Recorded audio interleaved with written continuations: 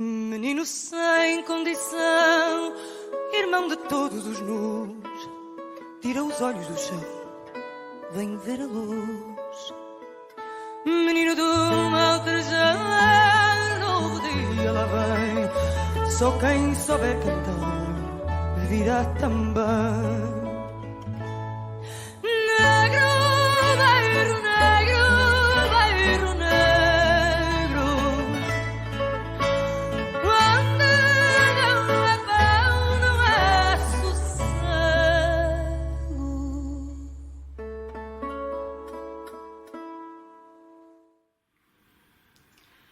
I like to start any session I facilitate with some music.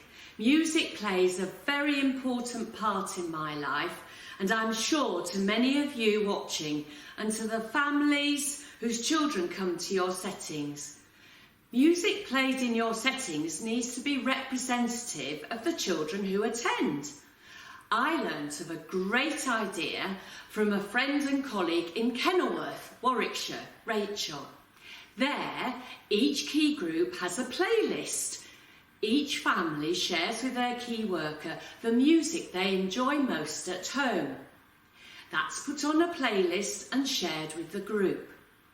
Today, we were listening to the Portuguese vocalist Marisa. This was a favourite track for a child I learnt with a few years ago, and playing this song made a difference to how he felt about attending the setting. It seemed to enable him to feel that he belonged. So my first pedagogical strategy that I would suggest to you is to find out about the music loved by the families who come to your setting. So, in this webinar, I will be reflecting on multilingualism in its broadest sense. Thinking about culture and identity within the context of a setting. Talking about and trying to understand how young children acquire an additional language. Considering how to engage with and learn from parents, families and the community. Suggesting how you might develop your pedagogical approach by identifying the needs of children who are acquiring English as an additional language, and demonstrating the value of the continuity of provision in settings and how that relates to schema theory. I will talk about how we observe and reflect on young children's engagement within the environment, both inside and out. My aim is to exemplify an understanding of multilingual childhoods and the implications for early years settings. So let's think about multilingualism within a global context. What does it mean to be a global learner? Are you curious about the world? How many languages can you count to 10 in? How many different languages can you sing a song in? If the world were a village with a population of 100, 22 people would speak Chinese, a Chinese dialect. 9 would speak English, 8 Hindi, 7 would speak Spanish, 4 Arabic, 4 Bengali, 3 would speak Portuguese and 3 would speak Russian. I think it's really important for us to hold on to that information. 9 would speak English. Between 60 and 75% of the world's population speaks at least more than one language. And many of the world's population speak 3, 4, 5 languages. Although I'm not especially proficient in languages other than English, I will have a go. I do enjoy engaging in music from around the world. I love TV dramas and films in different languages. And I believe that as an educator, I should be open-minded and ready to engage. So my second pedagogical strategy for you is to get together in your setting teams and reflect on these questions around languages. How many languages can you speak within your setting and share the knowledge that you already have?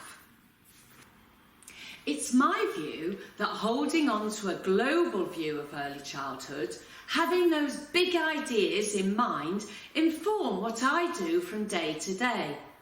Those ideas of social justice, inclusion, being compassionate, and always striving to be curious and wanting to find out more about the world are my underpinning principles as not only an early years educator, but as a human being. It's important to view the world as a place of many languages and ways of communicating. Loris Malaguzzi's poem, No Way, the 100 Is There, explains how young children show adults their feelings, actions, ideas, fascinations through the infinite ways that they communicate. Malaguzzi's poem is the starting point for understanding that as a global citizen, I live in a multilingual society.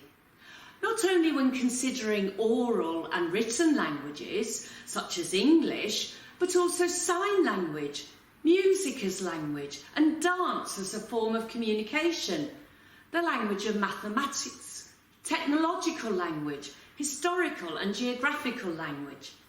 So here's Malaguzzi's poem. No way, the 100 is there. The child is made of 100. The child has 100 languages, 100 hands, 100 thoughts, 100 ways of thinking, of playing, of speaking. 100, always 100 ways of listening, of marvelling, of loving, 100 joys for singing and understanding, 100 worlds to discover, 100 worlds to invent, 100 worlds to dream. The child has 100 languages and 100 more, but they steal 99. The school and the culture separate the head from the body.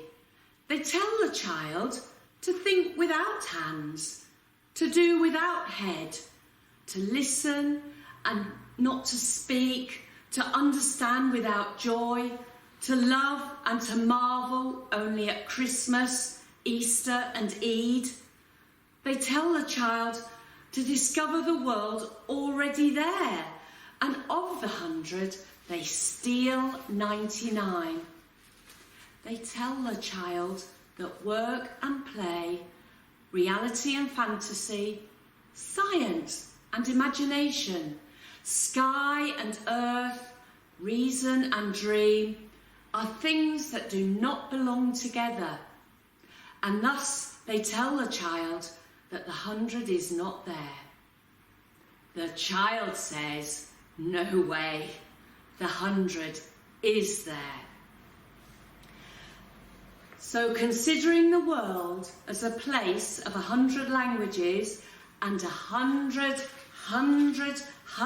more inspires me to see language acquisition in its many forms as a process that's exciting, rich, nourishing, yes, and challenging. However, I claim that all learning has its challenges. Otherwise, is it learning? Knowing that most human communication is non-verbal should reassure you and give you the confidence to relate to all the children in your setting. And that's my third pedagogical strategy. Hold on to that fact that most human communication is non-verbal. My definition of multilingualism is this. I see all children as being potentially multilingual, and I define multilingualism as encompassing the many ways that human beings communicate with one another, not only linguistically, through spoken and written languages, but also through body language, sign language, braille, and the expressive arts. Multilingualism should be embraced by early years settings and perceived as an asset. We know that children who speak more than one spoken language benefit academically. So it might be a hard journey to get there, but the benefits are beyond our imagination. So now let's think about culture and identity within the context of a setting. Have you thought about the cultural clubs that you belong to? So let me explain what I mean. I like to hold onto a broad definition of culture to include all the things that I do, the things I love to do, what I think about, and how I identify myself. For me, this is important in order for me to have some understanding of others. So I would say, at this particular moment in time, I belong to the cultural club of people who are daughters, aunties, great aunties, and even great aunties. I belong to the club of married people, and those people have been married for over 40 years. I belong to the club of early childhood educators and those of us associated with the Pen Green Centre. I also belong to the cultural club of salsa dancers, artists, piano players, cooks, homemakers, gardeners and long-distance walkers.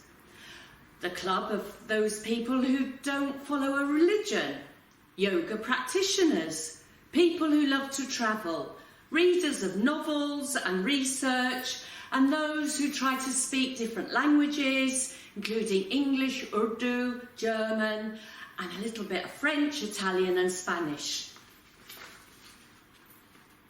I'm also a Londoner, but I also have an identity in terms that I live in West Yorkshire, and I recognise my Welsh heritage and the past generations from Norfolk and Suffolk. I'm now going to pause for 20 seconds and play a piece of music called A Meeting by the River.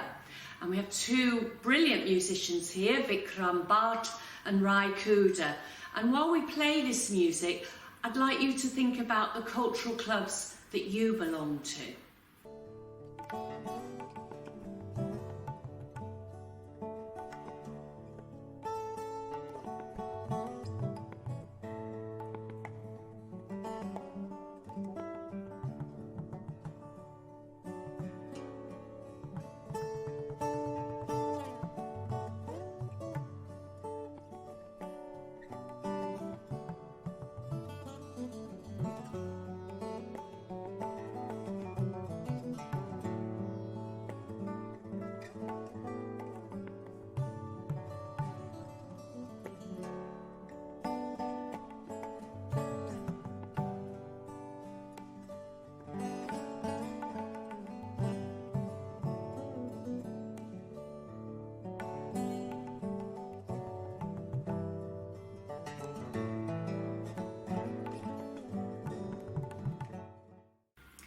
The reason I wanted you to do that was I wanted you to experience how diverse we all are, and that it's important with every new relationship we make in our settings to recognise that it's going to be something different. It's never the same.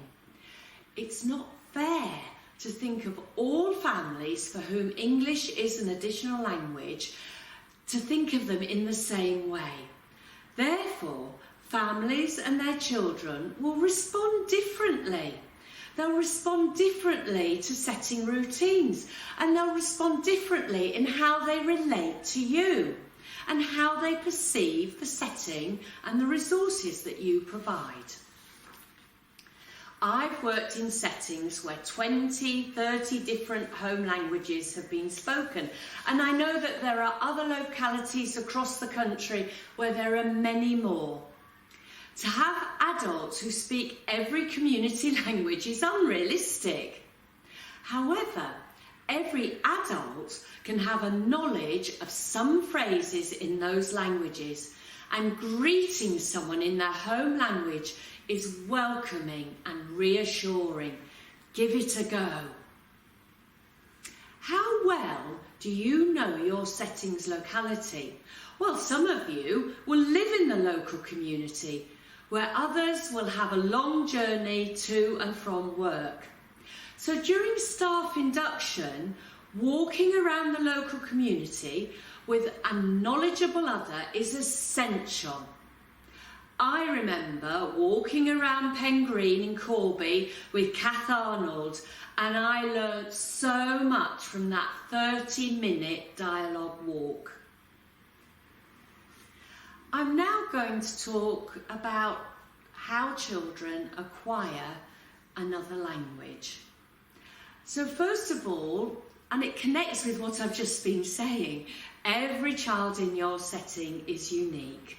So every child coming in with a different language to English will present themselves in a different way. They will settle down in different ways and start to play in different ways. But they will start to interact with others and to learn. So children acquiring English are no exception. They will do their thing, whatever it is. And they need to be considered as individuals with their individual needs. But what do we notice about how a young child acquires an additional language, and specifically English? What we notice is not every child does this in the same way. Some children appear very excited about the possibilities of vocalising in a language that's different to their own. I recall Liakat's response to starting nursery. Admittedly, his English was limited to one or two less desirable words, which included no, often declared very loudly, and other choice expressions.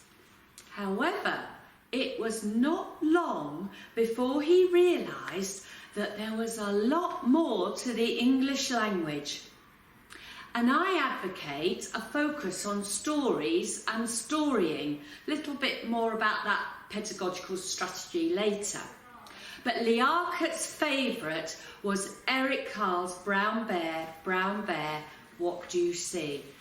And by the time he left nursery to start school, he could read the text. Some children are more tentative and find singing songs a good way to start speaking in a new language. Children new to English respond very positively to regular opportunities to sing with plenty of repetition. Don't be surprised if the children repeat just the last word of a line. So listen for those children echoing. A favourite is Wheels on the Bus, and you'll hear the wheels on the bus go round and round and round and round and round as the children join in. Remember with the songs to emphasise action, so action songs are really, really important. Sometimes in early years we do things like this. Wind the bobbin up, pull, pull. That's not going to help anybody to learn. So let's really exaggerate that movement. Wind the bobbin up and wind the bobbin up and pull, pull, clap, clap, clap, and slow down the singing. We often sing songs very fast. A favourite with children with English as an additional language is Twinkle, twinkle, little star, how I wonder what you are. So exaggerate the meaning of the words. As I say, I think sometimes we just look a bit too timid. That's not good enough. And remember, if you do sing Wind the Bobbin Up, make sure you get a bobbin to show the children what a bobbin is. I'm going to demonstrate how to teach a song later on. So that's something for you to look forward to. Now, other children have a silent period, and I think it's those children that really are nervous, and they go through this long period of silence. But then, when they do speak in English, they use complete sentences. They use a varied and rich vocabulary. And they're often children who speak their home language fluently. And it's really important as a key worker to find out a child's home language and to find out how fluently they can speak that home language. Emphasise for parents that continuation with that home language is really important because that supports the acquisition of English. That gives the child a language framework in which they can build on. I would say for most children, it's something in between all three. Excitement, saying any word that comes to them, learning through core stories and singing, and those periods of silence. So, is learning a second language the same as learning a first language? Well, I often go to the writing of Pauline Gibbons. She has written extensively about the needs of children with English as an additional language, and she tends to focus on the needs of children of school age. But I do think she really helps us with understanding more deeply the process of acquiring another language. So Pauline Gibbons tells us that in some ways the process is similar. So learners will typically begin by using what we call telegraphic speech, and they rely on what we call content words. So they'll say, want, go, play. So they'll miss out all those in-between words. And your role as the early years educator is to fill those in-between words in. Oh, so you want to go out and play. And hearing that again and again will support the child to then move from phrases, single words phrases, to complete sentences. Learners of spoken language will also develop their own theories or gradual approximations from standard forms of grammar. So they'll know, for example, that a past tense verb ends with an ud, but then they'll apply that to go. So they'll say, I goed. They'll say, I runned, because they're applying what they know and they think it's going to work. So once again, you recast those words for the child. Oh, so you went. Oh, so you ran. As the child becomes more proficient in English, you can actually say to the child, oh, that's not quite how it's said in English. So I would say children in your settings who are 4 years old can talk about the fact that they've got more than one language, and they can talk about how English works differently to their home language. So commonly, children acquiring English, whether it's first or second language, will acquire chunks of language, and that it's the language that's really useful to them and helps them meet their basic needs. So they'll say things like all gone milk, and then they'll apply that to ice cream or whatever they're eating. All gone ice cream. So you would recast that, yes, you've eaten it all, it's all gone. They're repeating those repeated phrases they hear around them. So you really need to hold that thought. So remember the thought about that most communication is non-verbal, and remember that the process of acquiring a spoken language, whether it's the child's first or second language, is very similar. So that's something to hold on to as well. So all those wonderful things that you do in your setting, those welcome songs, the goodbye songs, the stories that you repeat again and again in different ways, they support all children's spoken language acquisition and will also impact on their written language later on. But there are some differences. And Pauline Gibbons recognises that with a first language, often the learner is in a one-to-one situation. In a second language, the learner is quite frequently in a group situation. And if the child is in a school setting, they can be one of 30. So that becomes more of a challenge. So I would say to you that within an early years setting, you've got an advantage because there are those opportunities for one-to-one interaction. So that's very, very important. Another difference is actually the psychological difference. A child coming into your setting can feel insecure, can feel threatened. There's this other language they can hear around them. So it's much more about the child's emotional well-being than, say, their academic ability to acquire an additional language. Learning this additional language can really impact on the child's self-esteem. So you need to see this within the context of their personal, social and emotional learning within development. Another difference is the time frame within which the second language has to be learnt.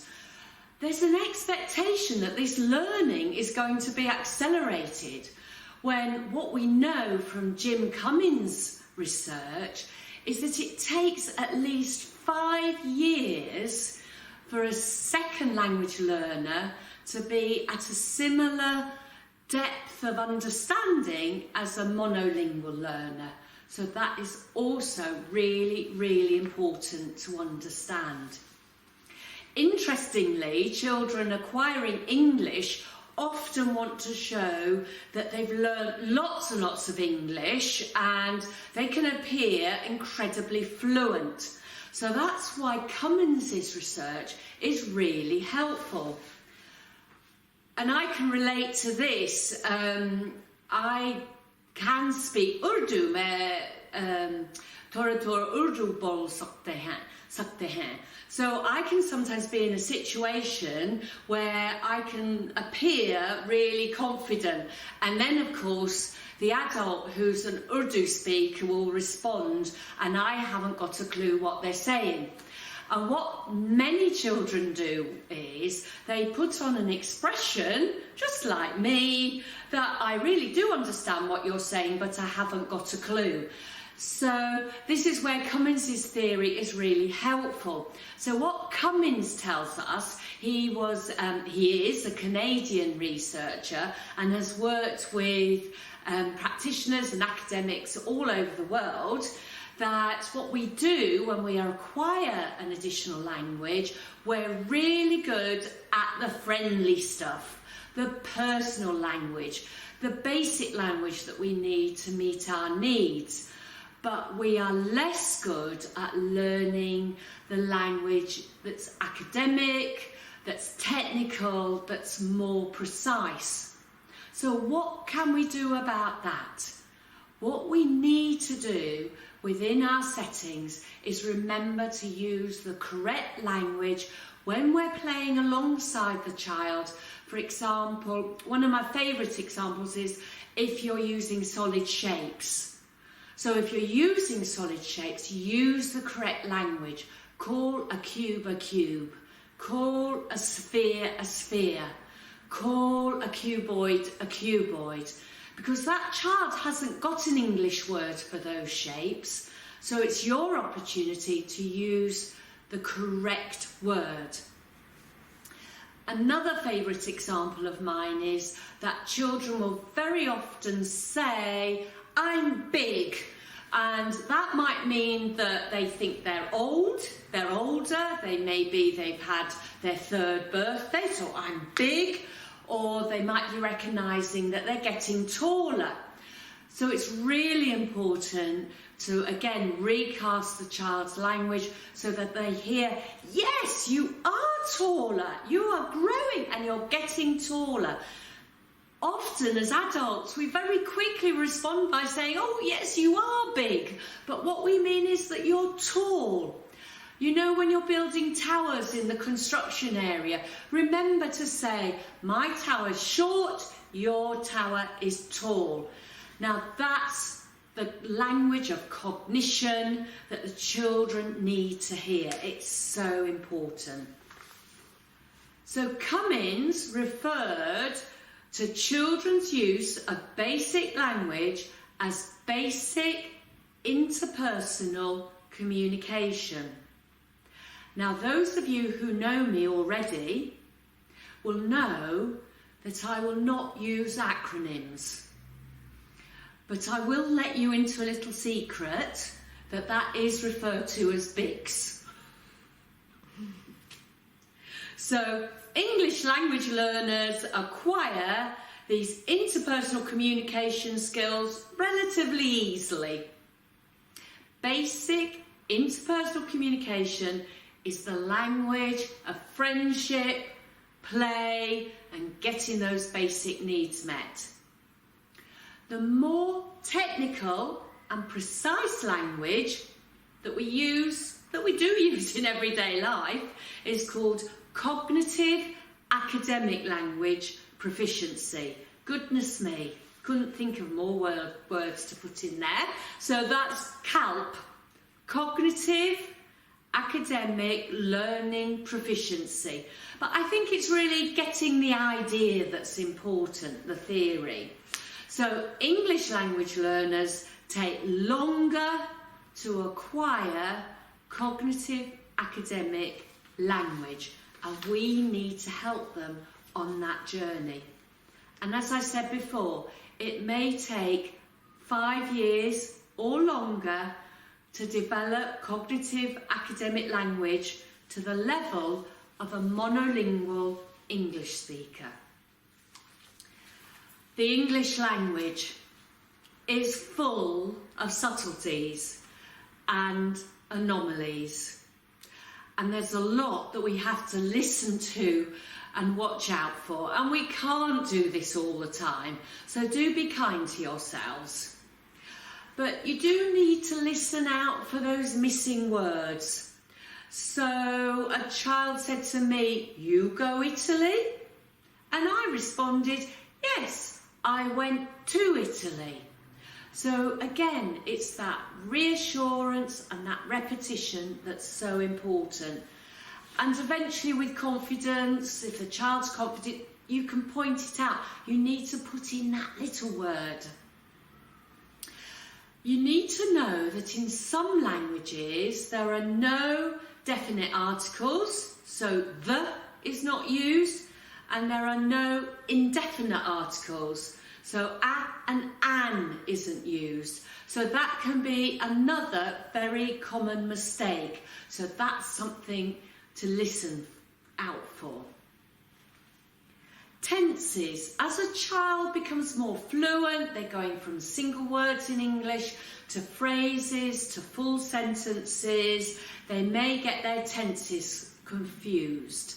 So that sentence was in the past tense. So let me say, at the moment I am sitting here in the present talking to my friend Becky in the camera. When I view this next week, I would be saying, "Oh, I filmed with Becky last week." So that's the past tense. Last week I sent Becky an email. I will be filming with you next week, so I was using the future tense. So again, have that conversation with your colleagues about tenses and just make sure that you know which is which. Some of you might say that's really obvious, but it's very dependent on when you went to school as to how much you learn about English grammar and punctuation. So it's important to share that. So checking that, as I say, is really important. Another aspect of English to listen out for is when a child learns a singular word and then they think that if they just add an S to it, it will make it plural. So one of my favourite examples is Ahmed, and he said, all the mans play football.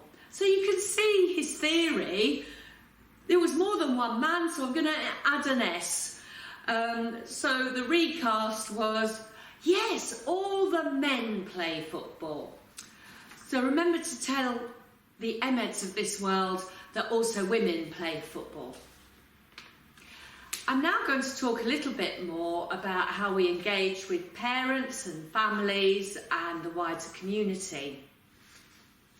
So I've had experience of where it's taken some young children a very long time to settle into the learning environment. And you know, some of the children coming to you may have been recent arrivals to the country. And again, this goes back to being a global citizen. Be aware of where families are coming from. I worked with a family in one setting and they had come from East Timor, which is Portuguese speaking, and they were coming from persecution. You know, it's important to know that and to think about what needs to be done for the family to feel secure and to know that this is a safe place for them. Home visits are so vital. You can gain an understanding of the child's starting points and thinking about how you might need to make some adaptations to your early years setting. My favourite example is when I worked in a Bradford nursery, and many of the children coming to the nursery with very, very little English, and maybe some of them with no English at all, they made a beeline to the home corner, as we often call it. So as a team, we talked about this and said, well, everybody's really squashed, we can't move. And then rather than seeing it as a difficulty, we realised, well, let's make the central area of provision the home area. Let's make it into the different rooms to accommodate all the children who want to play there. And it works so well. So sometimes it is about thinking out of the box and doing things in a different way. I know on my PowerPoint I'm going to show you an example of how Kathy in a provision down in London decided to support her colleagues in how to engage with families. So I'm going to let you read that one.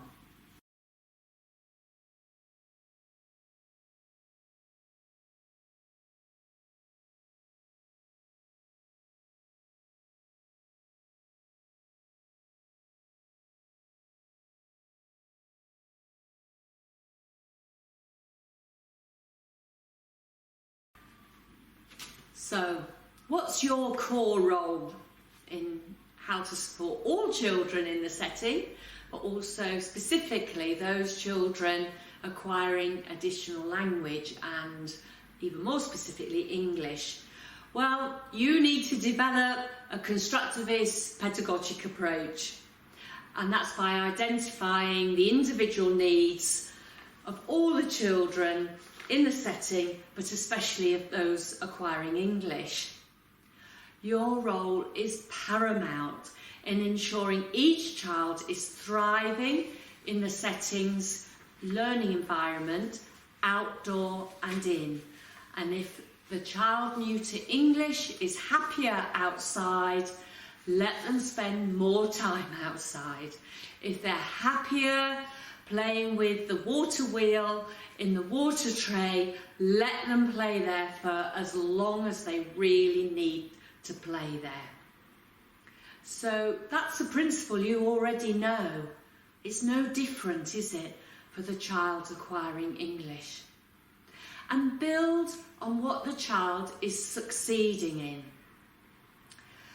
And I think sometimes we have unnecessary expectations of children. Take some of those away. If the child is newly arrived, new to English, and they really don't want to join in the group time at the end of a session, find them something where they can be quiet, playing on their own. That's absolutely fine, and broaden their experiences gradually. Remember, most of human communication is non-verbal. So you need to consider the theoretical frameworks that you use to understand all the children in the setting. And I'm no doubt that many of you refer to the Lurvin scales of well-being and involvement. And they're really helpful for children who are new to English. But I want to say to you today that I advocate a knowledge and understanding of schema theory. For children new to English, for me, this is essential. And then you are able to act on your observations of those children. So you have a rich and enabling environment. And think about what Kathy Nutt-Brown calls a continuity in materials. And as I said before, the child coming to your setting daily needs to see that continuity of provision, because the theory of schemas is universal. So whether a child is playing in England, Scotland, Wales, Northern Ireland, Ireland, or a country in Europe, or South America, or the United States, or in India, Pakistan, or Bangladesh, or wherever in the world, they will show a schematic interest. It is a universal theory, and it is a biological part of the child's makeup. They will do it whether you understand it or not. So that is so important for you to understand. So, if you don't know, it was Chris Athey's Frobel research project in the 1970s that has facilitated early years educators' knowledge and understanding of schema theory.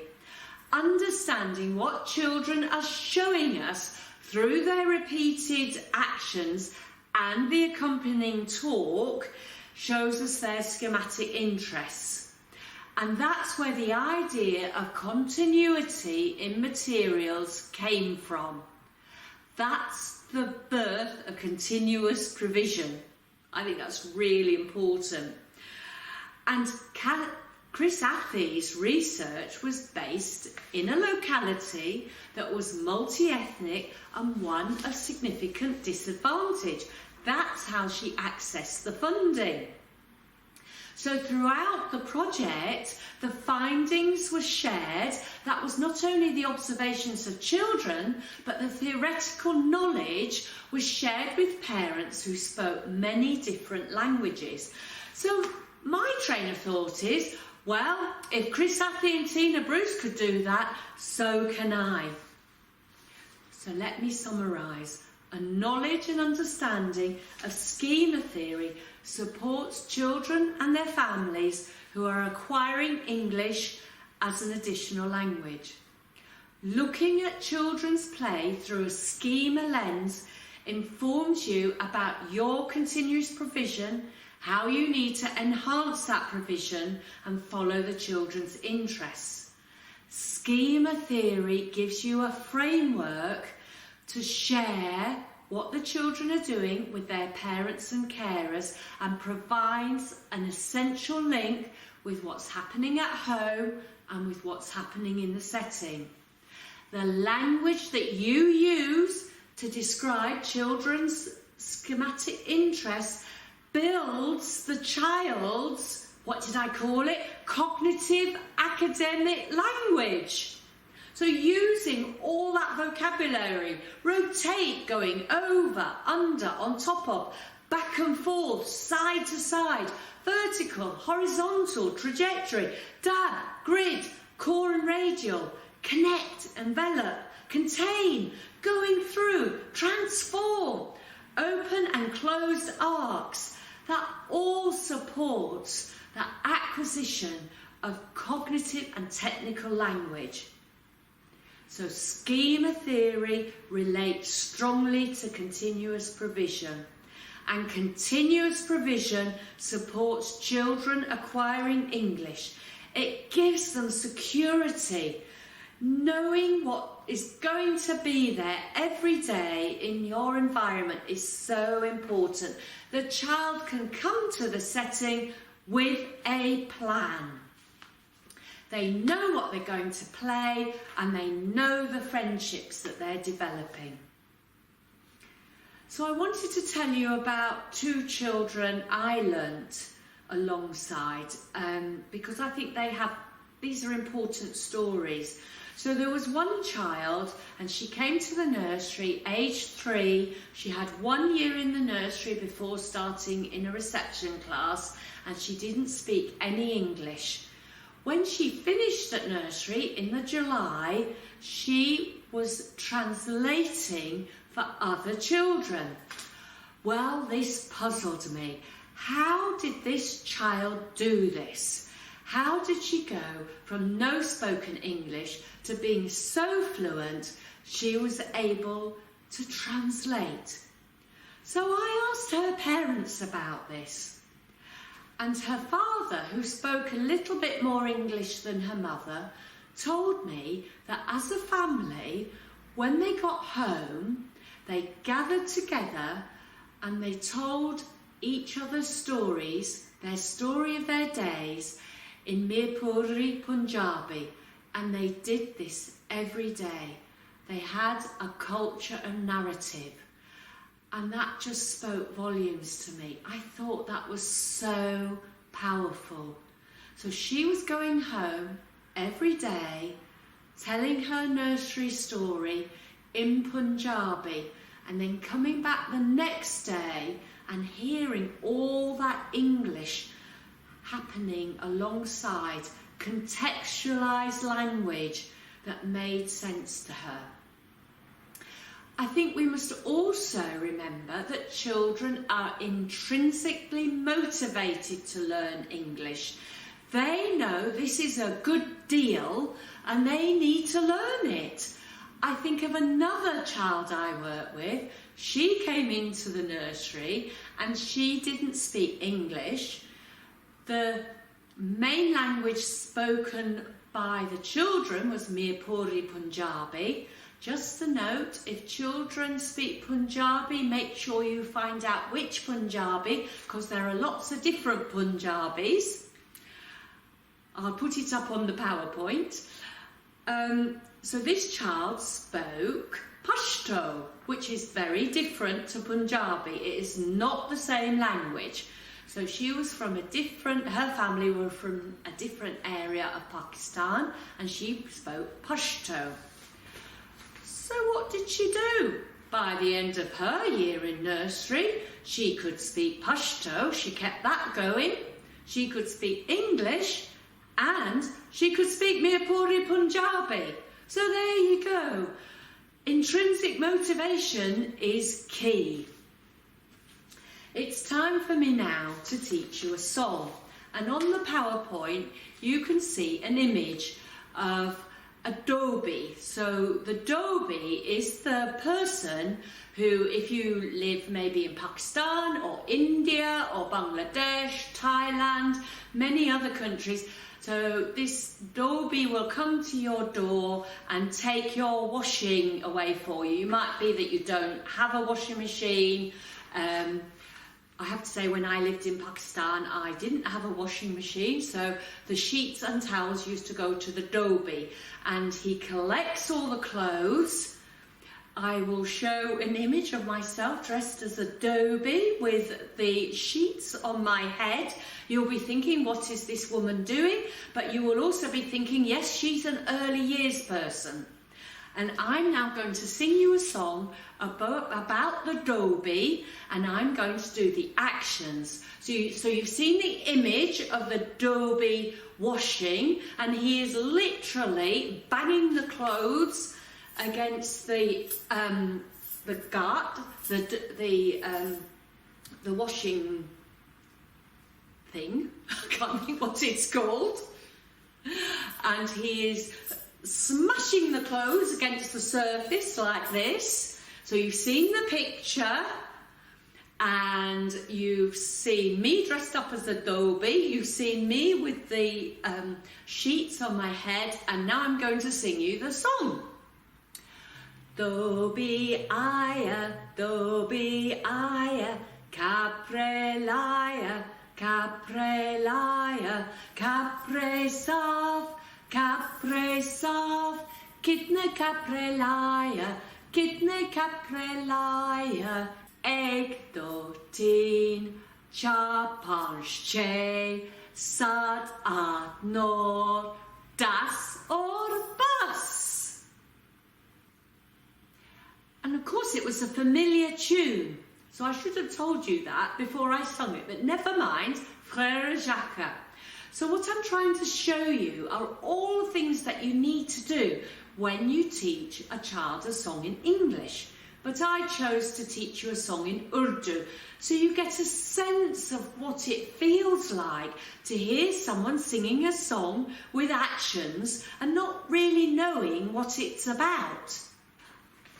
I worked with a nursery manager who taught that song to all the children in the nursery, and all the children in the nursery spoke English and they didn't speak any other languages, and it became the most popular song. She had the children washing clothes outside because, as you saw from the photograph, that's what the Dobie does. They dressed up as the Dobie.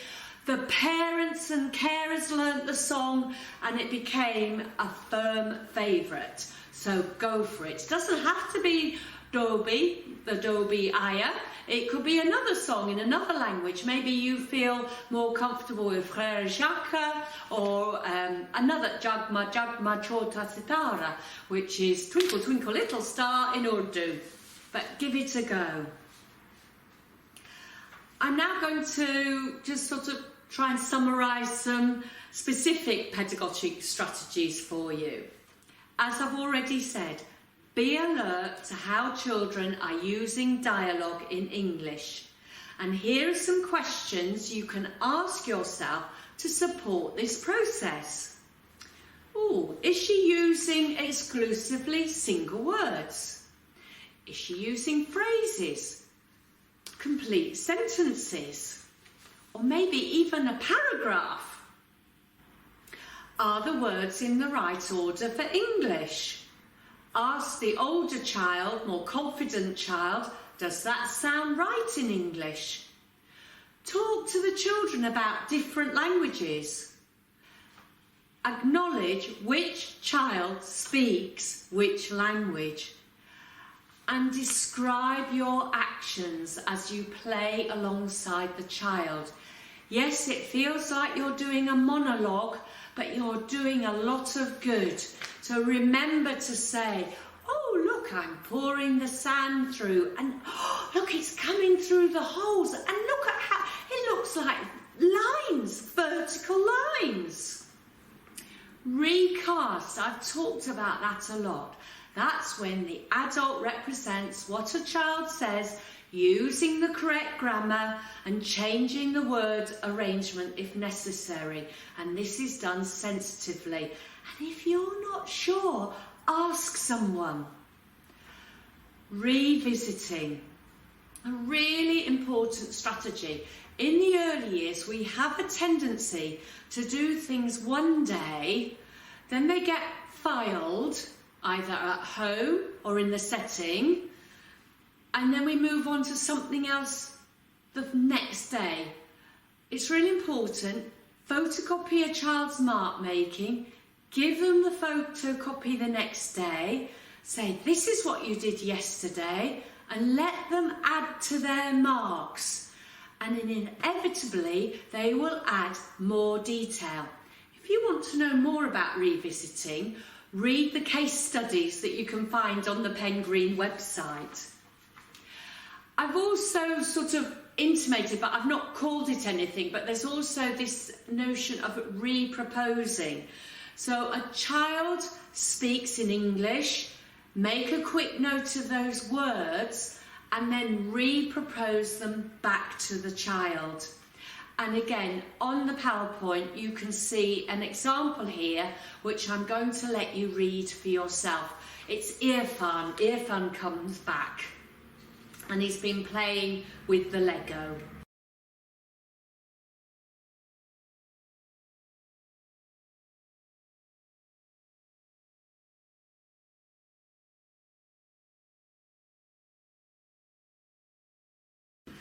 I've said a lot, and it's been a lot to take in. I'm feeling a bit weary myself. So here's a summary of those pedagogical approaches, and I do see them as constructivists, that you're building your approach with your colleagues, with the families, with the children and their parents and carers. So remember, find the music loved by families and create a setting playlist. Be a global learning team and take time to think about the number of languages you do know. Learn to count to 10 in different languages and learn some songs in different languages. You've now got the internet to access. I didn't have that. My key message: most human communication is non-verbal. This should reassure you. Build those positive relationships as you do for all children, and do that through positive communication, especially body language and tone of voice. Embrace multilingualism. Perceive being able to speak more than one language as an asset. Hold on to your cultural clubs and have a broad view of where children and their families are coming from in terms of identity and culture. Avoid making assumptions. We do that because we're tired and we've got lots to do, and the to-do list seems to get longer. But check each other for that. You know, it's really important. Further develop your understanding of how children acquire an additional language. Strengthen your understanding of schema theory and how it relates to that continuity of provision. And remember those specific pedagogic strategies of recasting, revisiting, reproposing, stories and storying, and singing songs. What's not to love? So finally, last and by no means least, be curious about the child, their family, the community, the locality, and the global context. It's a lot, but build on what you know and ask questions about what you don't know. Thank you very much.